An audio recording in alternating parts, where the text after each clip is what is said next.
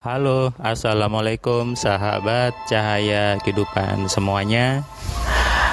Bagaimana kabar Anda yang setia nonton Cahaya Kehidupan, yang baru menemukan Cahaya Kehidupan di beranda YouTube Anda? Saya doakan Anda makin cerdas dan Anda makin sadar tentang siapa diri Anda, tentang bagaimana kekuatan diri Anda, bagaimana potensi diri Anda, dan bagaimana menjadi manusia yang seutuhnya.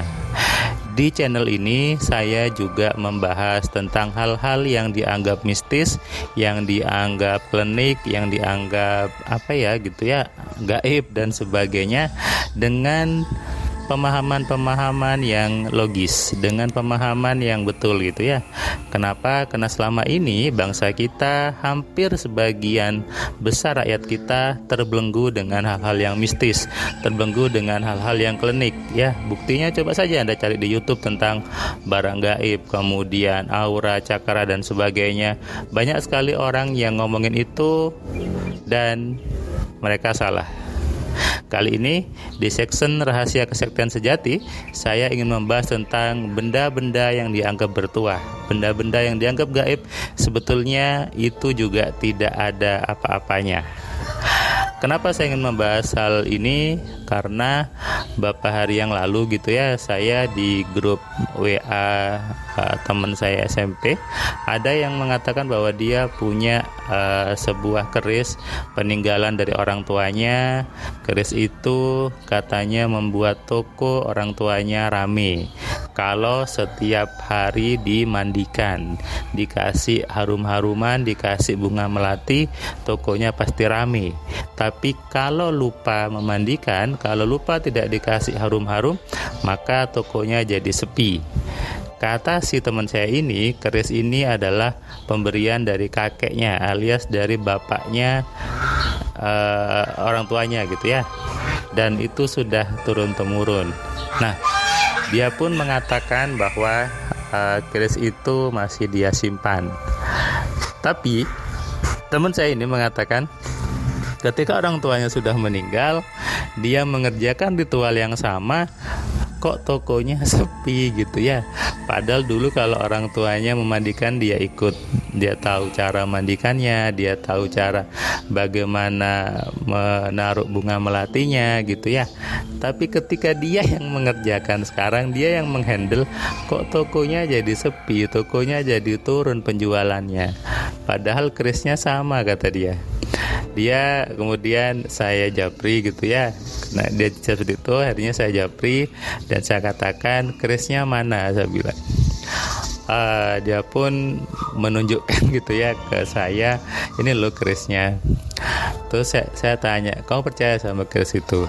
Teman saya bilang, ya aku sih sebetulnya nggak percaya. Nah, itu yang membuat kamu tidak mengalami efek yang sama dengan orang tua kamu. Orang tuanya sangat percaya dengan benda itu, sementara teman saya ini mungkin karena beda generasi gitu ya, beda pemahaman, dia tidak begitu percaya. Kalau tidak begitu percaya, bagaimana itu ngefek? Jadi pertanyaan saya adalah, yang buat ngefek itu kerisnya atau kepercayaannya? Tentu jawabannya adalah kepercayaannya. Jadi sebetulnya keris itu ya hanya sebuah keris, sebuah senjata, sebuah dari besi buatnya ya, dari besi yang bentuknya seperti itu, dan ya itu hanya sebatas benda tajam itu saja. Artinya ketika digunakan untuk menusuk ya pasti luka, digunakan untuk memotong ya mungkin bisa gitu ya. Kalau keris nggak bisa ya sepertinya. Nah, ini yang kadang orang tidak pahami. Orang terjebak dengan pemahaman bahwa yang hebat adalah bendanya, yang hebat adalah kerisnya. Ada keris panjang, ada keris kecil, ada keris yang bentuknya bagus, ada looknya yang banyak gitu ya. Oke, keris itu benda yang seni tinggi, itu oke. Kalau kita melihat keris sebagai benda yang mempunyai nilai seni tinggi, mempunyai nilai itu kan susah buatnya tuh, nekuk-nekuknya, itu kita hargai. Oke, saya sangat setuju, karena tidak semua orang bisa buat keris. Bahkan di zaman sekarang mungkin susah menemukan orang bisa buat keris seindah itu. keindahannya, seninya, itu yang harusnya kita lihat, yang harusnya kita lestarikan. Yang kita banggakan adalah dulu orang-orang kita bisa membuat sebuah benda dari besi yang berlekuk-lekuk dengan presisi, dengan ukuran yang sama kiri sama kanan, itu luar biasa. Itu harusnya kita melihat bendanya. Jadi apapun bendanya, lihatlah dari keindahannya, lihatlah dari seninya. Sama seperti batu, ya, oh ini batunya indah, ada berkilau, ini ada titiknya di sini, oke. Atau benda lain misalnya. Tapi kalau hanya sebuah kertas, ada tulisannya, lalu apa yang mau dilihat? Anda mengatakan kertasnya yang hebat, kertasnya yang punya kemampuan. Enggak. Yang membuat itu ngefek adalah kepercayaan Anda sebetulnya. Kepercayaan berarti ada di pikiran Anda. Berarti saya boleh mengatakan yang buat ngefek bukan benda-benda gaib itu, bukan benda-benda bertuah itu. Yang buat ngefek adalah pikiran Anda sendiri. Kalau pikiran Anda separuh-separuh percayanya, ya tidak akan ngefek. Sama seperti teman saya dengan orang tuanya tadi. Ketika orang tuanya tadi sangat-sangat percaya, maka memang efek. Tapi ketika teman saya separuh-separuh percayanya, sehingga efeknya berkurang. Berarti kalau gitu, yang buat ngefek bukan bendanya, yang buat ngefek bukan barang-barangnya. Mau Anda nemu benda itu di atas gunung, mau nemu benda itu di bawah tanah, mau nemu benda itu dari dasar lautan, itu hanya benda. Kalaupun indah, maka lihatlah dengan keindahannya, lihatlah dengan seninya. Jangan sibuk mengatakan bendanya yang hebat lah, yang sakti lah. Bukan seperti itu. Yang hebat sebetulnya bukan benda-bendanya. Mau Anda sibuk pergi ke atas gunung, Anda sibuk bertapa, mencari benda, mencari apapun itu, nggak ada gunanya. Jadi Anda sedang menggadaikan kepercayaan Anda dengan benda-benda itu, dan itu kerjaan yang sia-sia saja. Oke. Jadi sadari ini, kalau Anda sekarang punya barang-barang keris dan sebagainya, jangan dibuang. Lihatlah dia sebagai barang indah, barang bernilai keindahan tinggi, seni tinggi, dan itu memang pantas untuk disimpan, pantas untuk dihargai dan diabadikan gitu ya. Termasuk barang-barang mungkin dari peninggalan zaman dulu, kerajaan atau apa. Lihatlah itu sebagai barang seni yang punya nilai estetika, bukan punya nilai kesaktian atau apapun juga.